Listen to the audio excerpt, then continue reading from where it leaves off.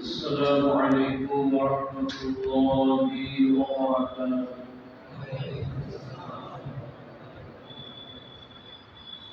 الحمد لله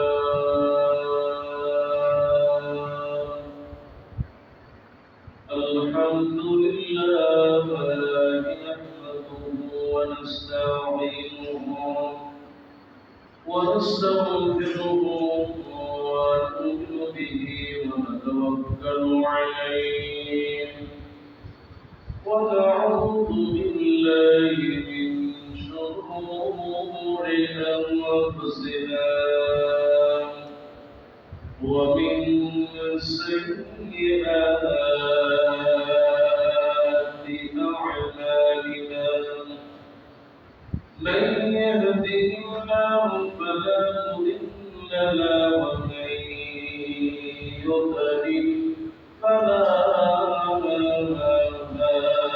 هادي له ونشهد أن لا إله إلا الله وحده لا شريك له ونشهد أن سيدنا ونبينا وحبيبنا وطبيبنا محمد رسول الله صلى الله عليه وسلم الذي أرسله بالحق بشيرا ونذيرا وداعيا إلى الله بإذنه وسراجا منيرا فقد قال الله تعالى في القرآن العظيم أعوذ بالله من الشيطان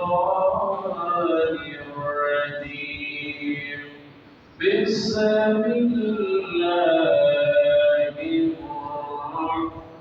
الرحمن الرحيم إن الله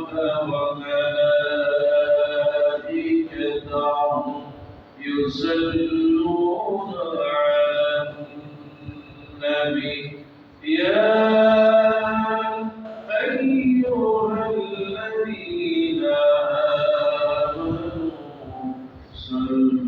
صلوا عليه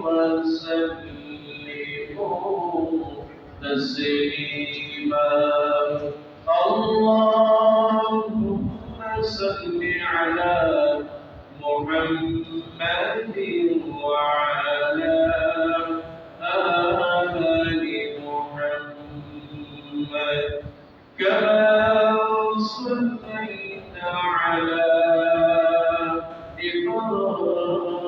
إبراهيم وعلى آل إبراهيم إنك حميد مجيد اللهم بارك على محمد وعلى آل محمد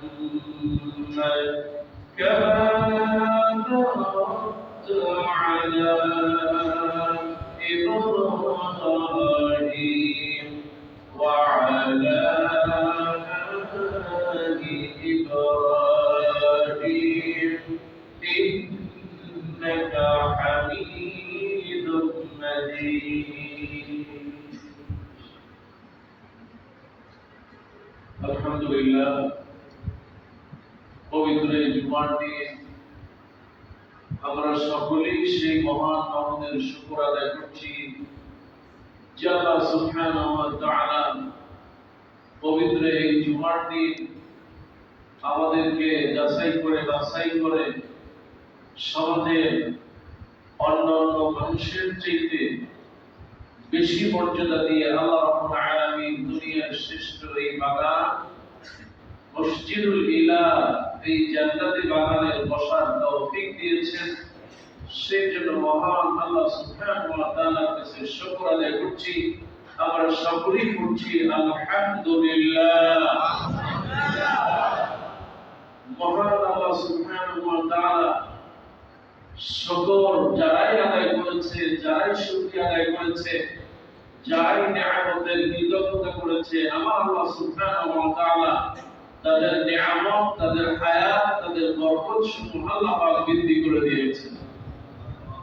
দুরূদ ও সালাম করছি মানবতার মুক্তির দূত নবীপুর শিরোমণি নবী মুহাম্মদ রাসূলুল্লাহ সাল্লাল্লাহু আলাইহি ওয়াসাল্লামের উপর, যেই নবী তার জীবন দশায় কুরবানি দিয়েছেন, যেই নবী ইসলামের জন্য, দ্বীনের জন্য উহুদের ময়দানে রক্ত ঝরিয়েছেন, যেই নবী তার জীবনের সবকিছু দিয়ে ইসলামকে বিজয় করেছেন।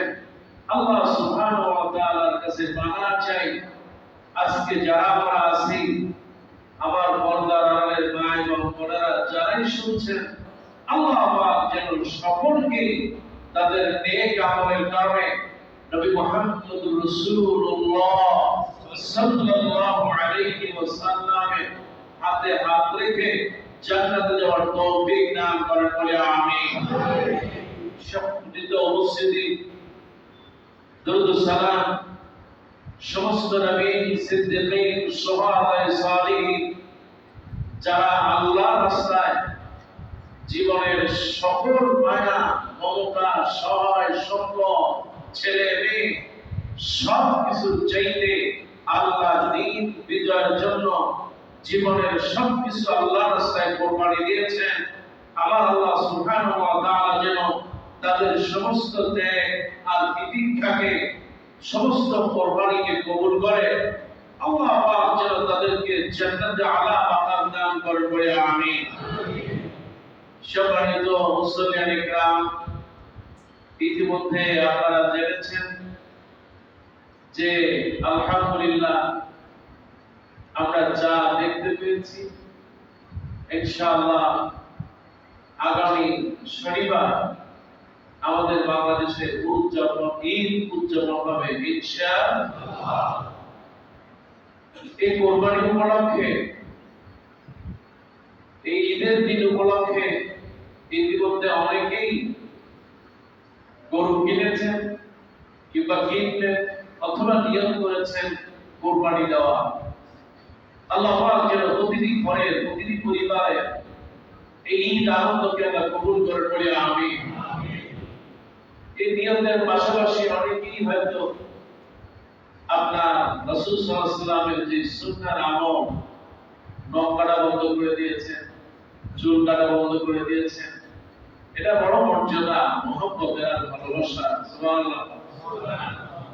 কারণ রাসূলুল্লাহর একটি হাদিস, আপনি একটা নখ দেখেন, এই নখটা কাটার পর এই নখটা যখন জমিনে ফেলেন, আপনার আঙ্গুলে যখন থাকে তখন এটা নখ, এটা যখন কেটে ফেলে দেন তখন আপনার থেকে সে পর হয়ে যায়।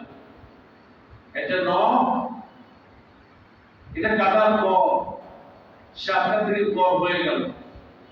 আর সেই নখটা জমিনে ফেলানোর পর ছোট ছোট পিঁপড়া গুলা ওইটাকে নিয়ে টানাটানি করছে। তার মানে হলো আল্লাহ পাক আমাদেরকে মূল, আমার রব আল্লাহকে ভুলে এই দুনিয়ার যা আছে সব উচ্ছিষ্ট। আমার আল্লাহ যদি খুশি থাকে, আমার আল্লাহ রব, আমার মালিক, সে যদি আমার জন্য সন্তুষ্ট হয়ে যায়, দুনিয়ার সবকিছু বান্দার কাছে তুচ্ছ হয়ে যায়। কিন্তু সমাজে অনেক মানুষের কাছে ওই যে কাটা নখ, যেটা বিবরণ নিয়ে টানাটানি করছে। এই দুনিয়াটা অনেক নারী পুরুষের কাছে ওই ফেলে দেওয়া একটা উচ্ছিষ্ট নখের মতো, এটা নিয়ে টানাটানি করছে, কিন্তু মূল মাবুদ তার সাথে কোনো সম্পর্ক নাই। আল্লাহ পাকের আমাদের সম্পর্ক আমার মহান রবের সাথে আরো বৃদ্ধি করে বলে আমি। আপনারা জানেন, আমি গত জুমায় আলোচনা করেছিলাম যে এই যে 13 দিন, এই 13 দিনে জিলহজ মাসের এই 13 দিন ইসলামে অনেক মর্যাদা, আমাদের করণীয় আর আমাদের বর্জনীয় সম্পর্কে গত জুমায় বেশ কিছু কথা বলেছি। সবচেয়ে বেশি যেটা করণীয় সেটা হলো যত বেশি সম্ভব জিকির, তাসবিহ, তাহলিল, দোয়া পড়া। কারণ আপনার জীবন বদলে দিতে পারে আপনার জবান। সুবহানাল্লাহ। আপনার জীবন বদলে দিতে পারে জবান। জবানের সুন্দর ব্যবহার, জবানের জিকির, তাসবিহ, তাহলিল, দোয়া, জবানের ওয়াদা, জবানের সৎ ব্যবহার আপনার জীবনটাকে সুন্দর করে দিতে পারে। এই জন্যই আল্লাহ পাক মায়ের পেটে এই জবানটাকে নাপাক রক্ত থেকে হেফাজত করে আমার আল্লাহ সুবহানাহু ওয়া তাআলা মায়ের নাভির সাথে আমার নাভির সাথে তার লাগায়া আমার এই পবিত্র জবানটাকে আল্লাহর জিকিরের জন্য আল্লাহ পবিত্র রেখেছেন। সুবহানাল্লাহ। এই জবান দিয়ে যদি আপনি জিকির করেন, আল্লাহ রাসূল সাল্লাল্লাহু আলাইহি সাল্লাম হযরত মুআয ইবনে জাবাল রাদিয়াল্লাহু তাআলা তিনি বললেন যে আল্লাহর আযাব রক্ষা পাওয়ার জন্য ইয়া রাসূলুল্লাহ সবচেয়ে কি আমল করব যে কারণে আমি আল্লাহ নিয়ামত পেতে পারি আর জাহান্নামের আযাব থেকে রক্ষা পেতে পারি? আল্লাহ রাসূল সাল্লাল্লাহু আলাইহি ওয়াসাল্লাম বললেন, মানুষের জবানের জিকিরটা যে যত বেশি করবে আমার আল্লাহ সুবহানাহু ওয়া তাআলা তাকে জান্নাতের নিয়ামত তত বেশি বাড়ায় দিবেন। সুবহানাল্লাহ। এবার রাসূলুল্লাহ সাল্লাল্লাহু আলাইহি ওয়াসাল্লাম তিনি বর্ণনা করেন, আহাব্বুল আমাল ইলাল্লাহ আন তাকুতু আলাইহি লিসানাকা রাদিবান মিন যিকরিল্লাহ। আল্লাহর নিকট সবচেয়ে সুন্দর আমল হলো আন তাকুত, তুমি মৃত্যু সজ্জায় মৃত্যুবরণ করছো, ওয়া লিসানুকা রাদিবান মিন যিকরিল্লাহ, আর তোমার জবান, তোমার এই জিহ্বাটা আল্লাহর জিকিরে রত আছে। এটা সুবহানাল্লাহ বলবেন। আরেকটা আছে সুবহানাল্লাহ। আমার ভাইরা, রাসূলুল্লাহ সাল্লাল্লাহু আলাইহি সাল্লাম তিনি বলেন, একজন সাহাবী বললেন, ইয়া রাসূলুল্লাহ আমি চাই আপনি এমন কিছু আমাকে আমল শিখায় দেন যে আমলের কারণে আপনার পাশাপাশি এই যে দুনিয়ায় যারা বসে আছি আপনার পাশাপাশি যেন জান্নাতেও থাকতে পারি। আল্লাহ রাসূল সাল্লাল্লাহু আলাইহি ওয়াসাল্লাম বলেন, লা ইয়াজালু লিসানুকা রাক্কাম মিন যিকরিল্লাহ, তোমার জবান, তোমার জিহ্বা এটা যেন আল্লাহর জিকির থেকে তোমাকে গাফিল করে না দেয়। আর এইটা যখন তুমি করতে পারবে, কিয়ামতের দিন আল্লাহ পাক তোমাকে আর আমাকে একই জান্নাতে পাশাপাশি অবস্থান করে দিবেন। সুবহানাল্লাহ। আমার ভাইরা, এই জন্য এই 13 দিনে সবচেয়ে বড় ফজিলত হচ্ছে জিকির। এখন হুজুর কোন জিকির করব? বাংলাদেশে তো অনেক জিকির আছে, জিকির করে মসজিদ বানায় ফেলে, কিন্তু আমলে কিছু নাই। রাসূলুল্লাহ সাল্লাল্লাহু আলাইহি সাল্লাম তিনি একটি জিকির শিখাই দিলেন, সেই জিকিরটা আমি প্রায় আপনাদেরকে বলি। আল্লাহ রাসূল সাল্লাল্লাহু আলাইহি ওয়াসাল্লাম তার স্ত্রী যায়েনব বিনতে জাহাশ রাদিয়াল্লাহু তাআলা বললেন, ইয়া রাসূলুল্লাহ আপনি তো চলে যাবেন, আমাকে কিছু জিকির শিখাই দিয়ে যান, কিছু আমল শিখাই দিয়ে যান। আপনি পড়ে যাওয়ার পরে আমি যেন সে আমলগুলো করে বাঁচতে পারি, সে আমলগুলো করে যেন আমি পড়তে পারি। রাসূলুল্লাহ সাল্লাল্লাহু আলাইহি সাল্লাম তিনি চারটি জিকির শিখাই দিলেন। কয়টা? রাসূলুল্লাহ সাল্লাল্লাহু আলাইহি ওয়াসাল্লাম শিখালেন, এক, সুবহানাল্লাহ, বলেন সবাই সুবহানাল্লাহ। দুই নম্বরে আলহামদুলিল্লাহ। তিন নম্বরে লা ইলাহা ইল্লাল্লাহ। চার নম্বরে আল্লাহু আকবার। একটু আস্তে বলুন আল্লাহু আকবার। বলে বলুন আল্লাহু আকবার। আল্লাহু আকবার। আল্লাহ নবী সাল্লাল্লাহু আলাইহি সাল্লাম তিনি দোয়া শেখালেন। এবার রাসূলুল্লাহ সাল্লাল্লাহু আলাইহি ওয়াসাল্লাম বললেন, এছাড়াও মাঝে মধ্যে তুমি পড়বে লা ইলাহা ইল্লাল্লাহু ওয়াহদাহু লা শারীকা লাহু লাহুল মুলক ওয়া লাহুল হামদ ওয়া হুয়া আলা কুল্লি শাইইন কাদির। এই দোয়াগুলো পড়বে।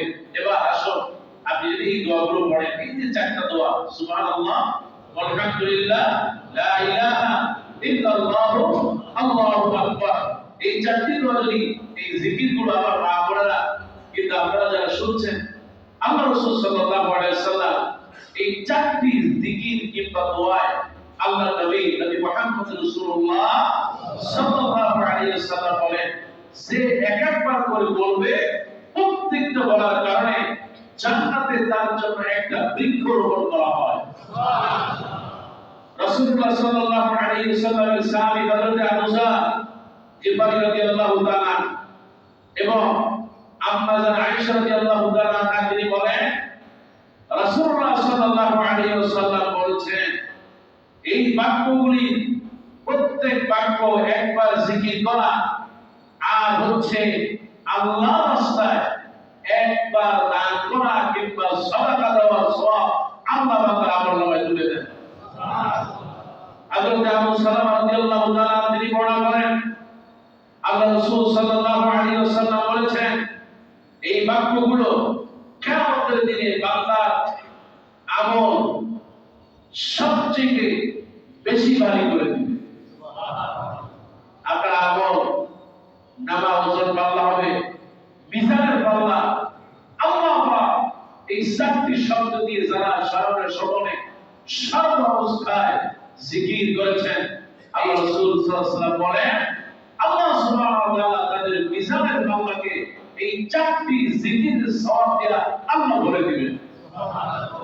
এবার রাসূল সাল্লাল্লাহু আলাইহি ওয়াসাল্লাম তিনি বলেন, হযরত আবু হুরায়রা রাদিয়াল্লাহু তাআলা তিনি বলেছেন, যুদ্ধের ময়দানে যেমন ঢাল থাকে শত্রু পক্ষ থেকে বাঁচা, আল্লাহর নবী মুহাম্মদ রাসূলুল্লাহ সাল্লাল্লাহু আলাইহি ওয়াসাল্লাম বলেছেন, সেই মায়েরা বোনেরা এই চারটি তাসবিহ কিংবা জিকির দোয়া করবে, আমার আল্লাহ রাব্বুল আলামিন জাহান্নাম থেকে এই চারটি দোয়াকে ঢালের মতো বাঁচা তাকে জান্নাত দিয়ে দিবেন। সুবহানাল্লাহ। রাসূলুল্লাহ সাল্লাল্লাহু আলাইহি ওয়াসাল্লাম তিনি আরো বলেছেন, হযরতে আনাস রাদিয়াল্লাহু তাআলা বর্ণিত হাদিস, আল্লাহ নবী বললেন, তোমরা কি দেখেছো এই গাছের শুকনা পাতাগুলো কেমনি করে ঝরে পড়ে?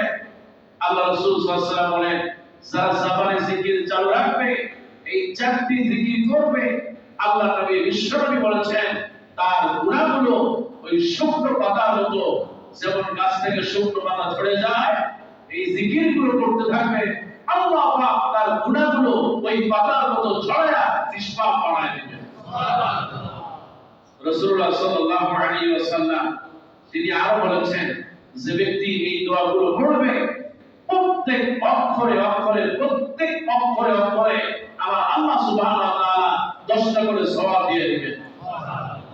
আল্লাহ রাসূল সাল্লাল্লাহু আলাইহি ওয়াসাল্লাম তিনি বলেন, আমি আমার জীবনে এই চারটি শব্দকে বেশি ভালোবাসি, কাজেই তোমরাও এটাকে ভালোবাসো, কারণ আল্লাহ পাক এর মাধ্যমে বান্দার গুনাহ ঝরায় দেন, এর মাধ্যমে আল্লাহ পাক মর্যাদা বাড়ায় দেন। সুবহানাল্লাহ। আমার ভাইরা, শুধুমাত্র জিকির নিয়ে যদি ওয়াজ করি তাহলে অন্তত কয়েক মাস করা যাবে, কিন্তু জিকির মূল হলো আপনার অন্তরটা জীবিত থাকা। আপনি যে আমল করেন না কেন সেটাই জিকির। সুবহানাল্লাহ। কোরবানি করতেছেন, কোরবানির সময় চিন্তা করলেন, সুদখোরের সাথে কোরবানি দেব না, বেনামাজির সাথে কোরবানি দেব না, আপনি যদি খুঁজে খুঁজে এই মসজিদে নিলা কত মুসল্লি আছে বা সত্য নামাজে আল্লাহ রোজাদার তাহাজ্জুদ গুজার, আপনি নিজের একটু ইমান হয়তো ঘাটতি থাকতে পারে, কিন্তু খুঁজে খুঁজে বাইর করেন আল্লাহর বন্ধু আছে তার সাথে কোরবানি দিব। আপনি নিয়ত করেছেন এই কারণে সওয়াব, আর এই ভালো মানুষদের সাথে আপনি কোরবানি দিচ্ছেন সেটাও একটা সওয়াব। সুবহানাল্লাহ, এটা আপনার একটা অন্তরের জিকির হয়ে গেল। কিন্তু আপনি চাইলে শুক্র করে দিতে পারতেন, শুক্র হয়তো অনেক পয়সা অমুকের সাথে কোরবানি দিয়েছে, কিন্তু আপনি অন্তরটাকে পরিষ্কার রাখলেন, এটাই হলো জিকির। সুবহানাল্লাহ, আপনি ঘর থেকে বের হচ্ছেন, দোয়া পড়ে বের হন, বিসমিল্লাহি তাওয়াক্কালতু আলাল্লাহ, এটা একটা জিকির। খেতে বসলেন, ডান হাত দিয়ে সালাম, ডান হাত দিয়ে খান, বিসমিল্লাহ বলে খান, এটা একটা জিকির।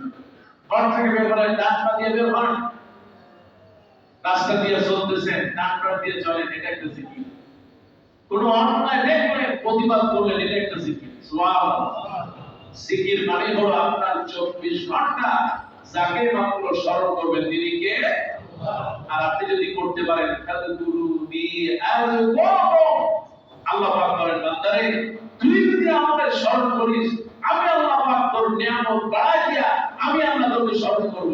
সুবহানাল্লাহ, আমার ভাইরা কোরবানিটা আর কিছু নয়, এটা একটা জিকির। সুবহানাল্লাহ, আল্লাহ রাসূল সাল্লাল্লাহু আলাইহিস সালাম নবীজি বললেন, যে ব্যক্তি কোরবানি করবে না খবরদার সে যদি ঈদগাহে না আসে। তার মানে আল্লাহ নবী একটা ধমক দিয়ে দিলেন, একদম পয়সা আছে কোরবানি করবে না, ঈদগাহে যাবে, সরব করে না, পয়সা থাকলে কোরবানি দিতে হবে, এতে কোনো সন্দেহ। রাসূলুল্লাহ সাল্লাল্লাহু আলাইহি ওয়াসাল্লামকে প্রশ্ন করা, ইয়া রাসূলুল্লাহ মা হিয়াল ফায়দা, মা হিয়াল কুরবানি, ইয়া রাসূল কুরবানি কি জিনিস? আল্লাহ রাসূল সাল্লাল্লাহু আলাইহি ওয়াসাল্লাম বলেন, কুরবানি দা সুন্নাত মিল্লাত আবিকুম, তোমাদের পিতা আদি পিতা, তোমাদের মুসলিম উম্মার পিতা ইব্রাহিম আলাইহিস সালামের সুন্নাত। এবার আমার আল্লাহ সুবহানাহু ওয়া তাআলা নবীকে প্রশ্ন করা হলো, ইয়া রাসূলুল্লাহ সুন্নাত মুসতাম ইব্রাহিম আলাইহিস সালামের, না আমরা যদি দেই তাহলে ফায়দাটা কি? আল্লাহ নবী বিশ্বনবী রাহমাতুল লিল আলামিন বলেন, কেউ যদি তার নিয়মটাকে খালেস বানিয়ে আল্লাহর রাস্তায় যদি কুরবানি দেয়, বিশ্বনবী বলেছেন, যে ব্যক্তি কুরবানি দিবে, নারী হোক আর পুরুষ হোক, যে ব্যক্তি আল্লাহর রাস্তায় পশু জবাই করবে, যে ব্যক্তি আল্লাহর রাস্তায় এই সম্পদ খরচ করবে, আমার আল্লাহ নবী বলেন, ওই পশুটা ছোট হোক আর বড় হোক, প্রত্যেক ফসলের বিনিময়ে আমার আল্লাহ সওয়াব দিয়ে দিবে।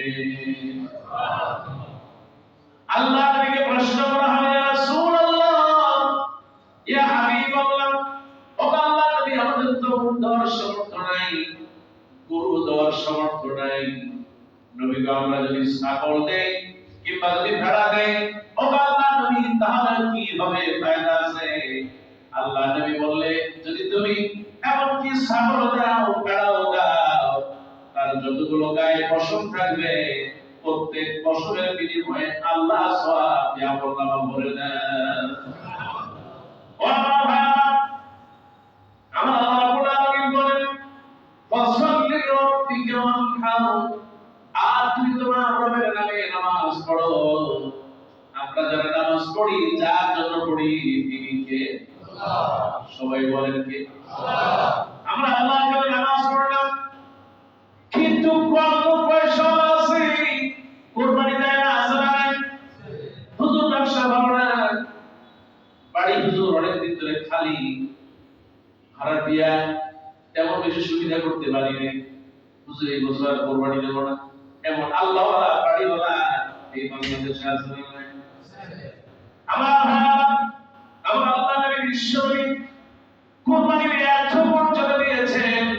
নবী কি বলেছেন, কেউ যদি বিসমিল্লাহ আল্লাহু আকবার বলে, যখন কুরবানির পশু জবাই করে, রক্ত গোটা জমিনে পড়ার আগে আল্লাহ আরশে আজিম কবুল করে নেন। সুবহানাল্লাহ। এই কোরবানি শুধু আমাদের জন্যই নয়, এই কোরবানি আল্লাহ রাব্বুল আলামিন হযরত আদম আলাইহিস সালাম থেকে শুরু করে আমার আল্লাহ রাব্বুল আলামিন শেষ নবী পর্যন্ত দিয়েছেন এই কোরবানি। এই কোরবানির ব্যাপারে আমার আল্লাহ রাব্বুল আলামিন কোরআনুল কারীমে আল্লাহ পাক বলেন, ওয়ালিকুল্লি উম্মাতিন জাআলনা মানসাকান। আমার আল্লাহ পাক বলেন, আমি প্রত্যেক উম্মতের জন্য আমি কোরবানি ওয়াজিব করে দিয়েছি। সুবহানাল্লাহ। দুনিয়ার প্রথম কোরবানি দেওয়া হয় হযরত আদম আলাইহিস সালামের দুই সন্তান হাবিল আর কাবিল। আমার আল্লাহ রাব্বুল আলামিন কোরআনুল কারীমে সূরা মায়েদার ভিতরে 27 থেকে 31 নম্বর আয়াত, এই পাঁচটি আয়াতে আমার আল্লাহ রাব্বুল আলামিন হযরত আদম আলাইহিস সালামের দুই সন্তান হাবিল আর কাবিলের ঘটনা বর্ণনা করে আল্লাহ পাক বলেন, এই সেই দুই ভাই আল্লাহ পাক এই দুনিয়াতে মানুষকে বৃদ্ধি করার জন্য তার বান্দাদেরকে তামাম পৃথিবীর প্রতিটি জায়গায় পৌঁছানোর জন্য আমার আল্লাহ রাব্বুল আলামিন হযরত আদম আলাইহিস সালামকে জোড়ায় জোড়ায় সন্তান দিয়েছেন। সুবহানাল্লাহ।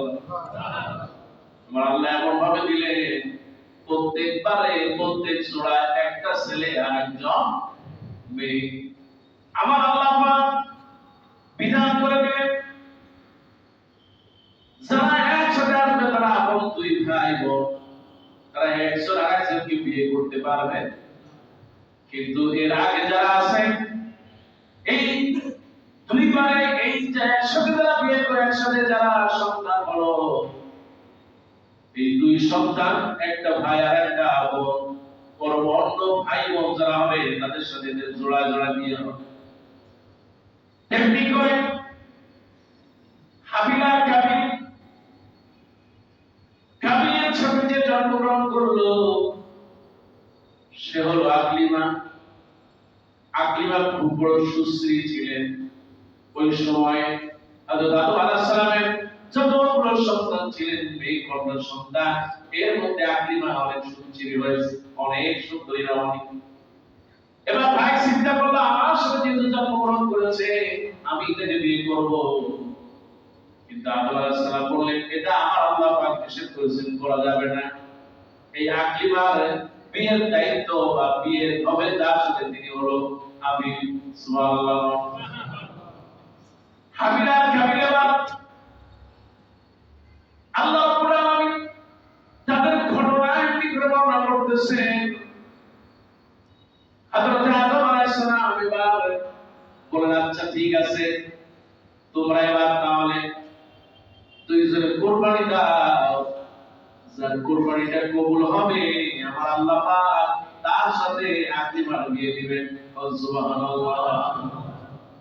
আমি বললাম, তোমাদের তো বিশ্বাস হয় না, তাহলে তোমরা কুরবানি দাও। কুরবানি দেওয়ার পর আল্লাহ যাকে কবুল করবেন তার সাথে দিও। কোরআনুল কারীমে আল্লাহ পাক সূরা আল মায়েদার 27 নম্বর আয়াতে আল্লাহ পাক বলেন, ইয কাররাবা কুরবানা।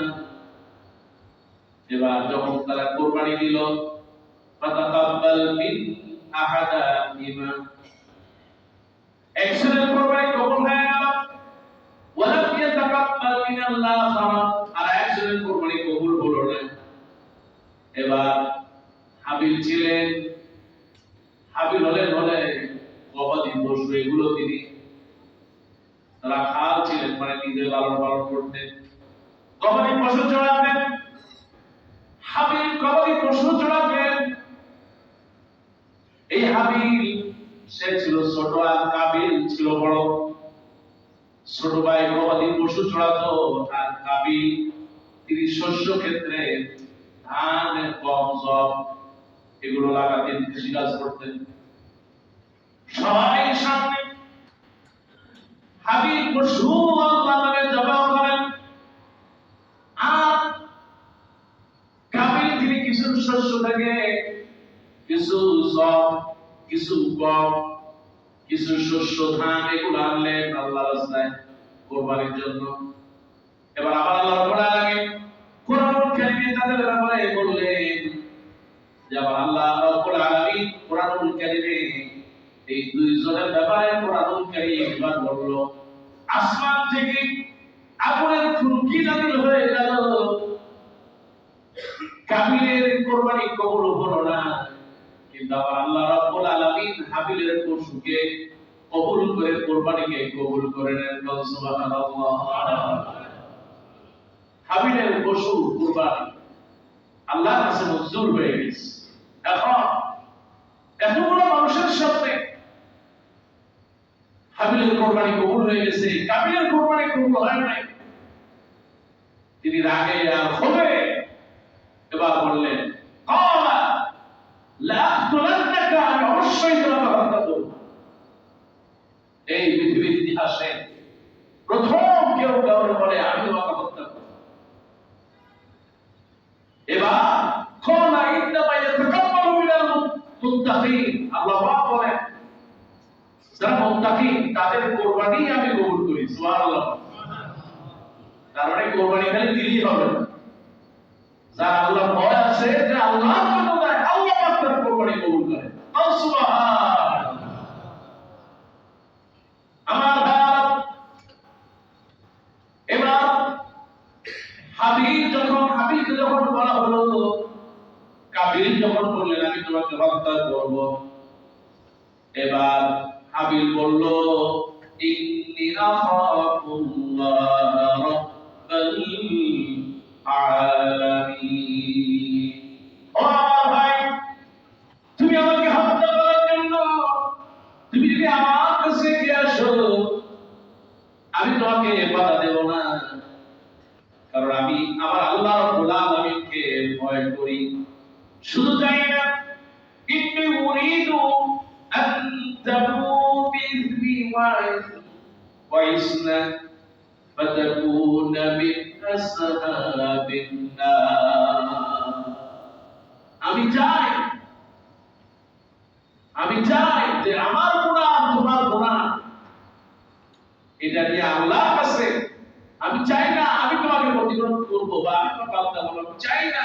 বরং তুমি যদি আমাকে মারো, তাহলে আমার গুনাহ তোমার গুনাহ নিয়ে আল্লাহর কাছে উঠবা, আর মিন আসহাবিন নার, আর এটা তো জাহান্নামে যারা যাবে তাদের লোক।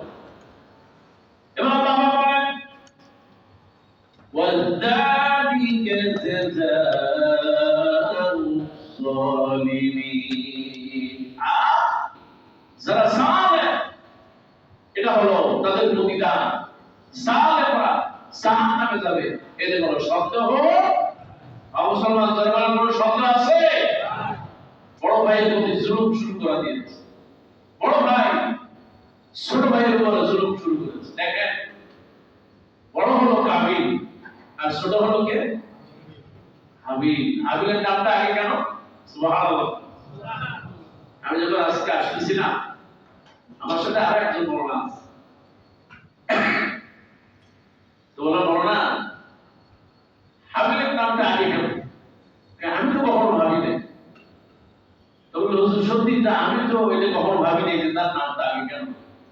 কারণ আল্লাহর কাছে সবচেয়ে মর্যাদাবান, ইন্না আকরামাকুম ইনদাল্লাহি আতকাকুম, তোমাদের মধ্যে তাকওয়ার দিক থেকে যে মর্যাদাবান, যে ব্যক্তি বড় আল্লাহর কাছে সেই মর্যাদাবান, সেই বড়।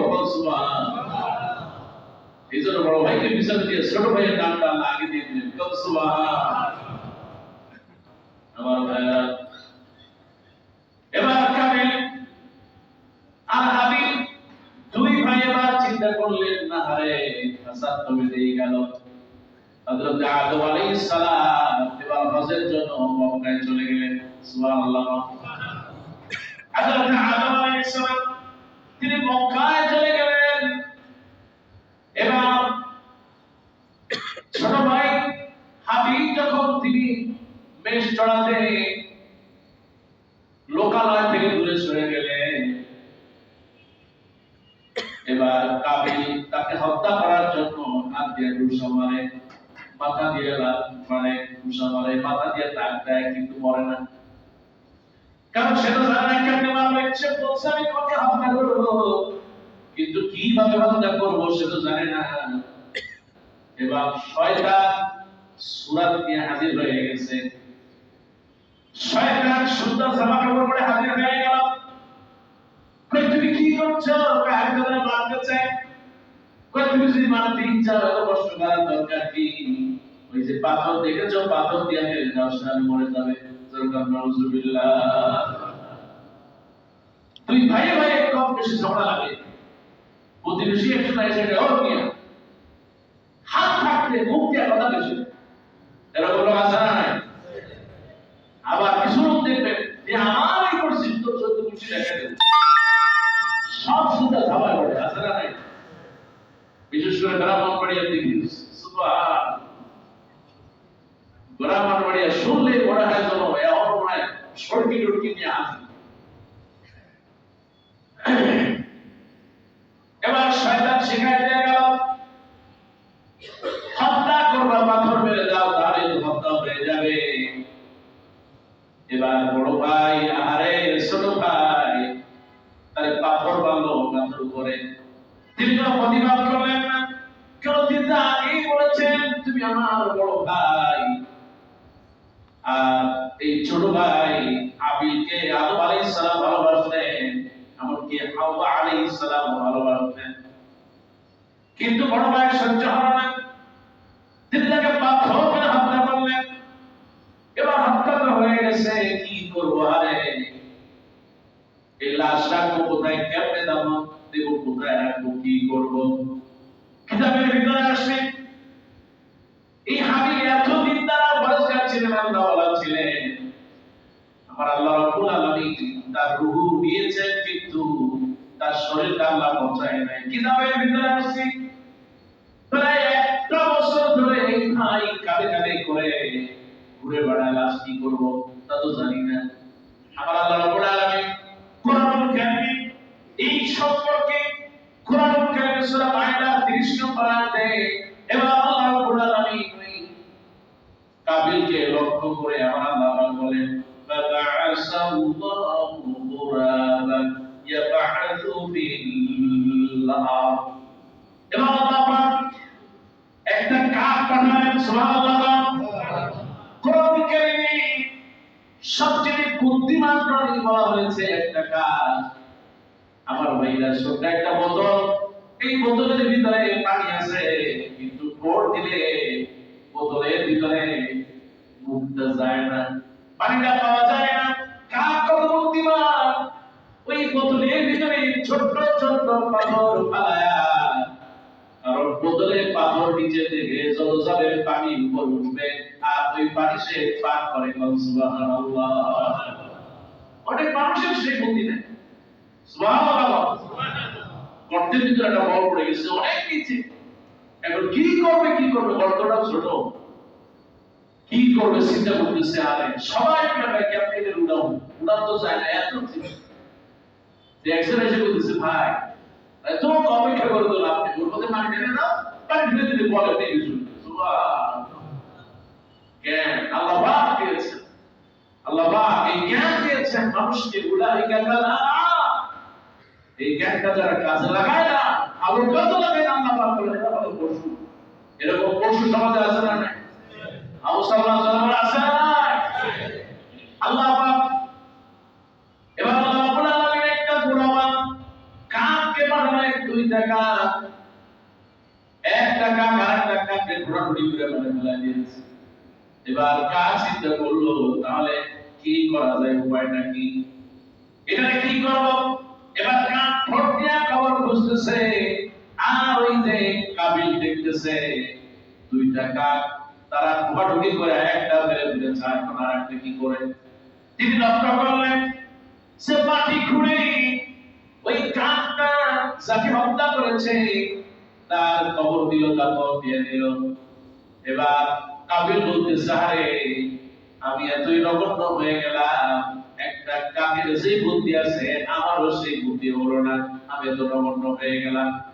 এবার ভাইকে যেমনি করে খবর দেওয়া হবে, 1 বছর আগে যখন ভাইকে হত্যা করা হলো, সালামের কাছে গিয়া ফেরেশতার সুরতে সুন্দর চেহারা দিয়া জামা কাপড় নিয়া শয়তান হাজির হয়ে গেছে। বলে হাওয়া, আজ থেকে তোমার সন্তান হাবিল আর খাবে না, সে কথাও বলবে না, সে আর জামা কাপড় পরবে না। তাকে তো হত্যা করা হয়েছে। কয় হত্যা কি? হত্যা কি জিনিস? কয় খাবে না, আর শীঘ্র জামা কাপড় পরবে না, আর তার চলাচল হবে না। কয় তাহলে তো সে মরে গিয়েছে। তার মানে হাওয়া আলাইহিস সালাম তিনিও জানতেন না যে হত্যা করেন। সুবহানাল্লাহ। আরে মানুষ অথচ আজ এই সমাজে সেই আদম আলাইহিস সালাম আর সেই হাওয়া আলাইহিস সালামের সন্তানেরা মানুষকে মারার জন্য যত রাস্তা আছে সব রাস্তা জানা আছে। কথা বলতে যে মা জানতো না যে হত্যা কি জিনিস, সে তো খাবে না, সে কথাও বলবে না, আর সে নড়াচড়াও করবে না। তাহলে তো সে করে গেছে, তাহলে ওইটাই ধরে নজরে করে গেছে। আহা, কত সহজ সরল আমার মায়া। আল্লাহ আমার বাবুদেরকে তুমি আরো সহজ সরল বানায় দাও বলে আমি। আমার ভাইরা, এবার যখন তাকে কবরস্থ করে যখন ভাই এবার বাড়ি থেকে ফিরতেছে, আমার আল্লাহ রাব্বুল আলামিন বলেন জমিতে তুই ফাঁকা হয়ে যা, আর এই কাবিলকে জমিনের ভিতর ফেলে দাও। এবার আল্লাহ রাব্বুল আলামিন কাছে কাবিল বলে, ও আল্লাহ, শয়তান তো পাপ করেছিল, তোমার কাছে ক্ষমা চেয়েছে। আল্লাহ গো, শয়তানকে তো তুমি জমিনের ভিতরে দাফন করে দাও নাই, মেরে দাও নাই। আমার বাবা বলেন শয়তান তো ভাইকে হত্যা করে নাই। এবার কাবিল বলতেছে, আল্লাহ আমার আব্বা তো তোমার কথা অমান্য করে যে গাছের ফল খেতে নিষেধ করেছিলেন ওই ফল খেয়েছিল। এবার আবার আল্লাহ রাব্বুল আলামিন বলেন, নূরে কাবিল আদম সে তো সম্পর্ক, আদম সে তো কাউকে রক্তপাত করায় নাই। তুমি তো তোমার ভাইয়ের সম্পর্ক ছেদ করেছো, হত্যা করেছো, কিন্তু আদম সে তো কাউকে হত্যা করে নাই। এবার আল্লাহ রাব্বুল আলামিনের কথা মতো জমিন যখন ফাঁকা হয়ে যায়, আল্লাহ পাক ওই জমিনের ভিতরে কাবিলকে কেড়ে দিয়া এই জমিন থেকে উৎখাত করে দিলেন। সুবহানাল্লাহ। কোন লাভ হলো? এক নারীর জন্য তার সব শেষ হয়ে গেল। আমার আল্লাহ নবী বিশ্বনবী বলেন, হাদিসের কিতাবে আছে, ইসরাঈলের রাজ বর্ণনা হয়, আল্লাহ নবী বিশ্বনবী বলেন, ওই দিন কাবিল যে হাবিলকে হত্যা করেছে, তামাম পৃথিবীতে সব মানুষ হত্যা করবে, প্রতিটি হত্যার ভাগ দিয়া ওই কাবিলের আমলনামায় উঠবে। আর আপনি হত্যা করলো, আপনাকে অবশ্যই আল্লাহর কাজ করে দাঁড়াতে হবে। এতে কোনো সন্দেহ হলো? কেউ দেখে নাই, দেখেছেন কে? হুজুর আমি এমনি তো মানুষ পারি না, কিন্তু সন্তান পেটে আসছে, কত মেয়েরা আছে সন্তান পেটে আসছে কিন্তু হত্যা করে ফেলেছে, 1 মাস হয়ে গেছে, আয়ু চলে আসছে, হায়াত চলে আসছে, কিন্তু হত্যা করছে। এরকম আল্লাহওয়ালা বুজুর্গ পীর সাহেব মহিলা এই বাংলাদেশে নাই। আমার নজরে না আসে নাই। আর বাপ চাই না, মুখ বুঝে সহ্য করে, এমন আল্লাহর ওলি বাপ নাই। কি আছে না নাই? খবরদার, হত্যা তো হত্যাই। আপনি পেটের সন্তানকে হত্যা করেন, যেকোনোভাবে হত্যা করেন, নিজের স্বার্থ সিদ্ধির জন্য কাউকে হত্যা করেন, যেভাবেই হোক, আপনি হত্যা করা মানেই হচ্ছে আপনার ভিতরে কাবিলের বৈশিষ্ট্য আছে। কাজে আল্লাহ আপনার থেকে হেফাজত করেন বলে আমি। আমার ভাই, ওই হাবিল সেই সাবহ দিয়েছিলেন, হাবিল যে পশুটাকে আল্লাহ রাস্তায় দিয়েছিলেন, আমার আল্লাহ পাক আগুনের মাধ্যমে, আগুনের ফুলকির মাধ্যমে ওইটা নিয়ে আসমানে রেখেছেন জান্নাতে।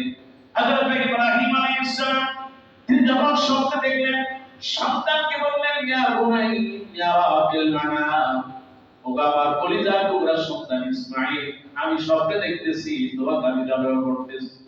আর আমি যখন মিনার প্রান্তরে যাচ্ছিলাম, আপনি যখন জামাত পাশেই দেখবেন একটা জায়গা উঁচু একটা পাহাড় এরকম আছে, যে জায়গায় আল্লাহ রাব্বুল আলামিনের নবী হযরত ইব্রাহিম আলাইহিস সালাম ইসমাঈল আলাইহিস সালামকে নিয়ে যান।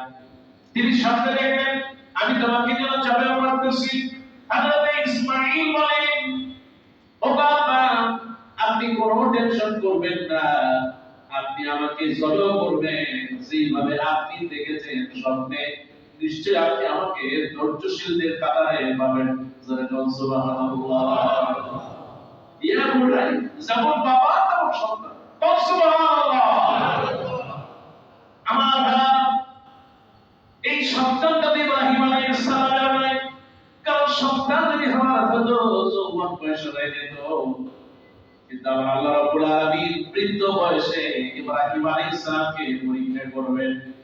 ইব্রাহিম আলাইহিস সালামকে এত বেশি পরীক্ষা করলেন, এই জন্য আল্লাহ পাক ইব্রাহিম আলাইহিস সালামের একটা উপাধি দিয়েছেন, ইব্রাহিম খলিলুল্লাহ, আল্লাহর বন্ধু হযরত ইব্রাহিম আলাইহিস সালাম। হযরত মুসা আলাইহিস সালাম মুসা কালিমুল্লাহ, সুবহানাল্লাহ। ঈসা রূহুল্লাহ, একটি করে আল্লাহ রাব্বুল আলামিন রাসূলদের পদবি দিয়েছেন।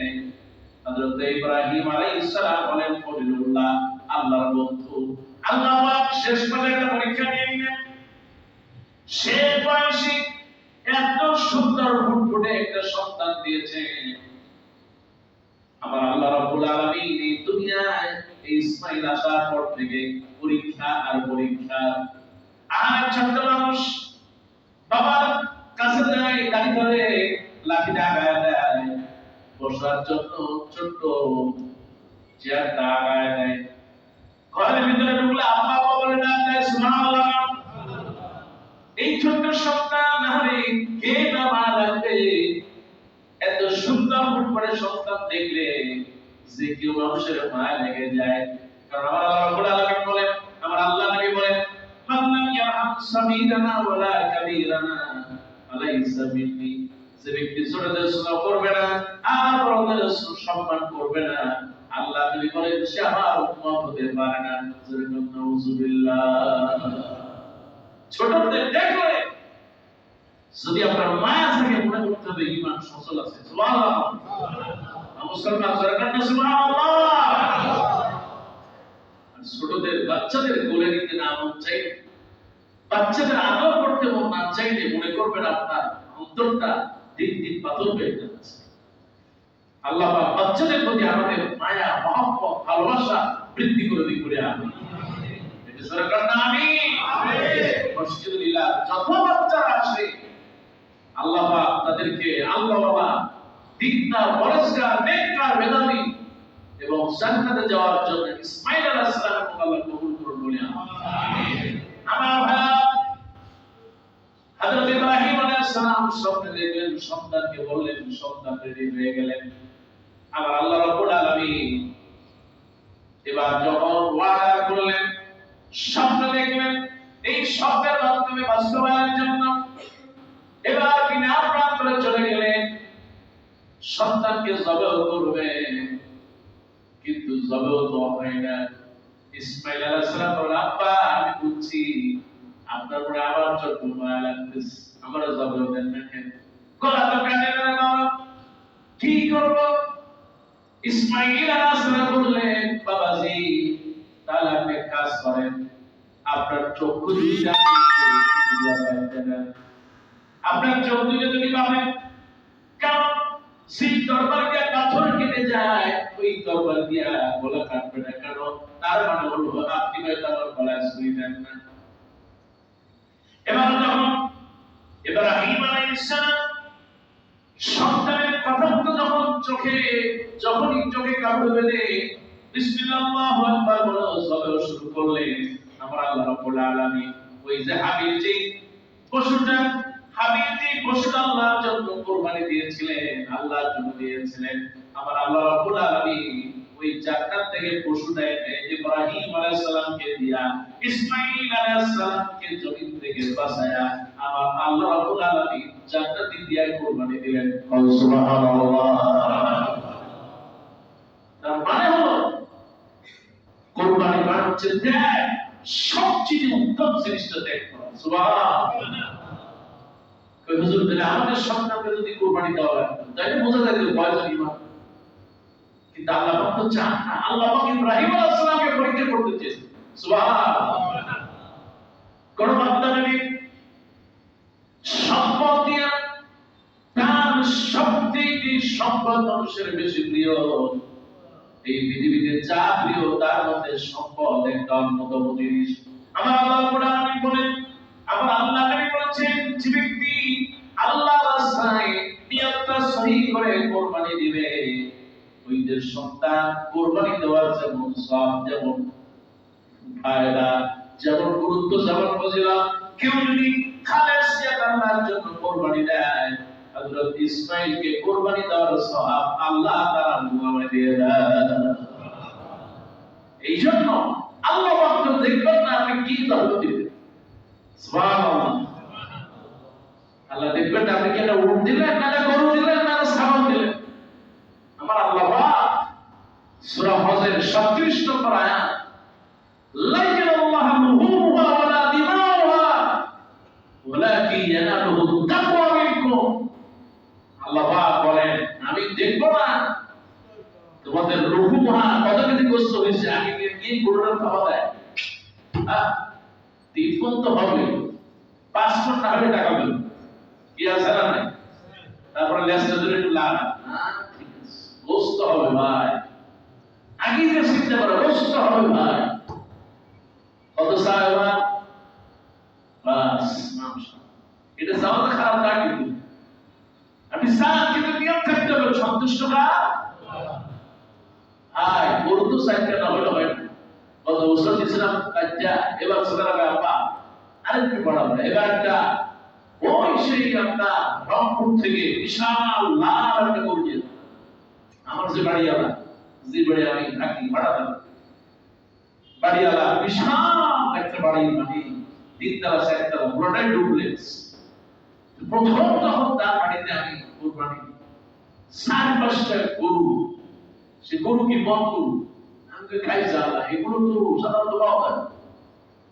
দেখি ফ্যান চলতে আছে, হুজুর এটা খুব খুব আমি খুব পড়তে খুব কি খুব দামি হুজুর, মাশাআল্লাহ খুব ভালো, এত দামি যে ফ্যানটা লাগায় দোকানে এসে দিয়ে, আর মহিষ বিশাল এক মহিষ, হাতির মতো মহিষটা নিয়ে গরু আছে, মহিষ আছে, আমি ভাই খাসি বাদ লাগলে কে হুজুর সেটা আছে আসবে 2 দিন পর, খুব ভালো গরু খাসি আল্লাহই জানে, আমার উটও দেয়, এরকম আছে না নাই?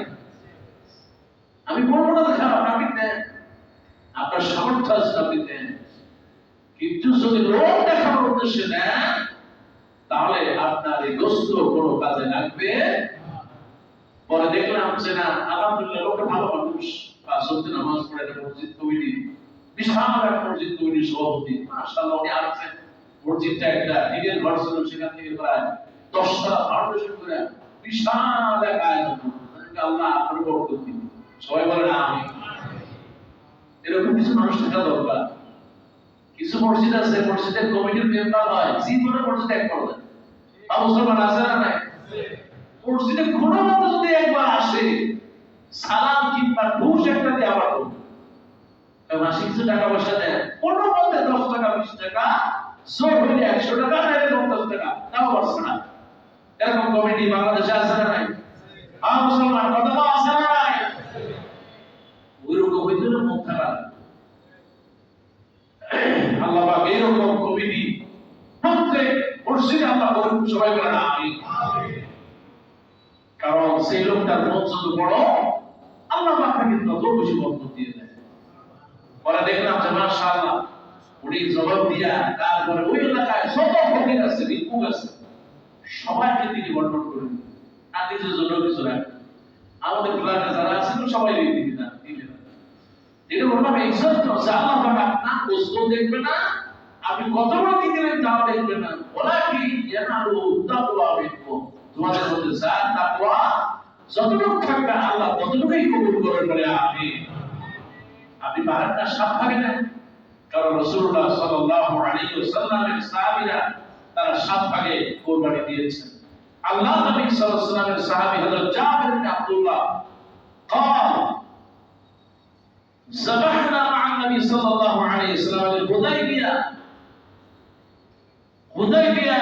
আল্লাহ রাসূল সাল্লাল্লাহু আলাইহি ওয়াসাল্লামের সাহাবী জাবির বলেন যে আমরা হুদাইবিয়ার বছরে একটা গরু কাঁদেছিলাম আমরা 7 ভাগ ওয়া বাদারা আলা সাবা আর একটা উট দিছিলাম তাতেও ছিলাম 7 ভাগ আবার কেউ বলেন একটা উট দিছিলাম 10 ভাগ আর একটা গরু দিছিলাম তাতে ছিলাম 7 ভাগ সুবহানাল্লাহ এখন কিছু আছে ভাগে কোরবানি হবে আর কেউ বলছিলেন সেই হাদিস কিছু ভাইতে আছে কোরবানি আর আকিকা একসাথে দেওয়ার চেষ্টা করে কতদিন কি যায় সবাই কি আমি বলো সায়াসার নামজাদের চেয়ে আগে চিন্তা করেন আকিকা হলো আপনার সন্তান দুনিয়ায় আসছে একটা আনন্দ খুশি আপনার সন্তানের এই খুশি আর আনন্দের জন্য একটা জবাব দিলেন ওই জবাব আর কোরবানির জবাব দুই জবাব এক হয় হক আদায় হয় না যদি আপনার ই হয়ে যায় আপনার আকিকা হয়ে যায় কোনো বাধা হয় না কিন্তু আপনারা হাসি খেতে অসুবিধা হাসিতে তো আর গরুর চেয়ে পয়সা বেশি লাগে তো এরকম আপনার সামর্থ্য অনুযায়ী আপনি দিবেন আল্লাহ পাক বরকত দিয়ে দিবেন ইনশাআল্লাহ অনেকে আছে চিন্তা করে বোর নামে দেব এটা আবার কি জীবনে দিলাম না আজকে আবার পয়সা থাকলে বোর নামে দেন খুশি হবেন কি রাসূলুল্লাহ সাল্লাল্লাহু আলাইহি ওয়াসাল্লামের স্ত্রী আম্মা আয়েশা বলেন আমরা বসে আছি হঠাৎ করে দেখি গোশত নিয়ে আসছেন وعد رسول الله صلى الله عليه وسلم عن نسائه بالبقرة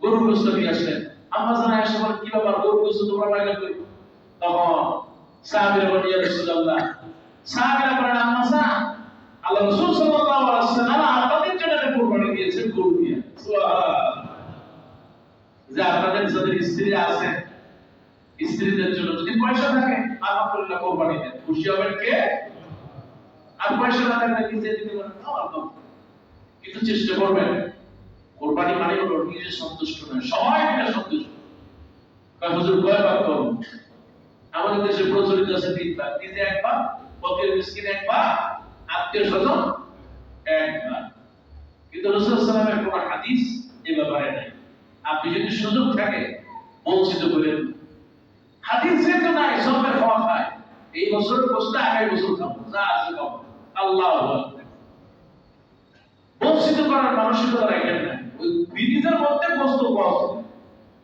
এরকম ইতিহাস আছে যে চাপায় সবাই করছে ফ্রিজ নষ্ট হয়েছে আর গোশত বসে গেছে পরে দেখা যায় ওর ভিতরে পড়ছে তবে মাশাআল্লাহ মসজিদের মুসল্লিরা আমি তো চোখ জানি এরকম কোন মুসল্লি নেই আল্লাহ আমাদের সব মুসল্লিকে বরকত দাও বলে আমিন তো যেহেতু একেবারে আরো একটা জুমা আমরা পাবো ইনশাআল্লাহ ওই জুমায় কুরবানির সম্পর্কে বাকিটা বলবো তবে যেটা হচ্ছে ইয়াউমুল আরাফা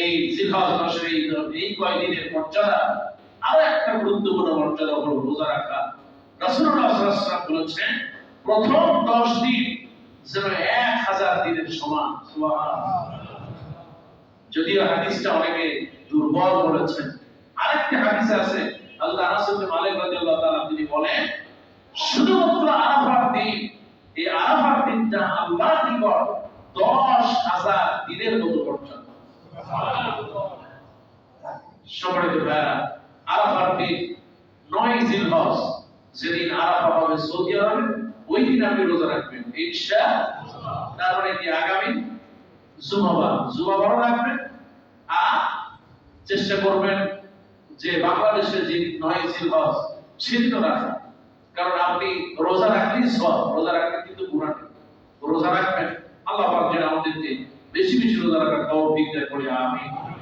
আর আজকে যে কথাগুলো বললাম আল্লাহ সুবহানাহু ওয়া তাআলা এই কুরবানি এটা যেন ওয়াজিবিল্লাহ হয় আল্লাহ সন্তুষ্টির জন্য হয় কুরবানির পশুরা যেন একটু মানে আল্লাহর জন্য পয়সা যেন কিনতে পারি আর কোরবানির জন্য সবাই মিলে ছেলে মেয়ে পরিবার পরিজন আত্মীয় স্বজন সবাইকে নিয়ে আমরা যেন কোরবানির ঈদটাকে উদযাপন করতে পারি আল্লাহ পাক তৌফিক দিন করে আমিন আর কোরবানির সময় আমাদের দেশ আল্লাহ পাক যেন উৎসব মুখর রাখেন সমস্ত ধরনের ঝগড়া বিবাদ রাজনৈতিক ক্ষেত্র ভাষা থেকে আল্লাহ যেন আমাদেরকে হেফাজত করেন, সকলে বলি আমিন।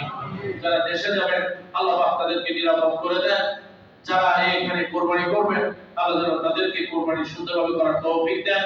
ছেলে মেয়ে যারা আছে আল্লাহ পাক যেন তাদেরকে হায়াতে তাইয়্যিবা দান করে, বলি আমিন।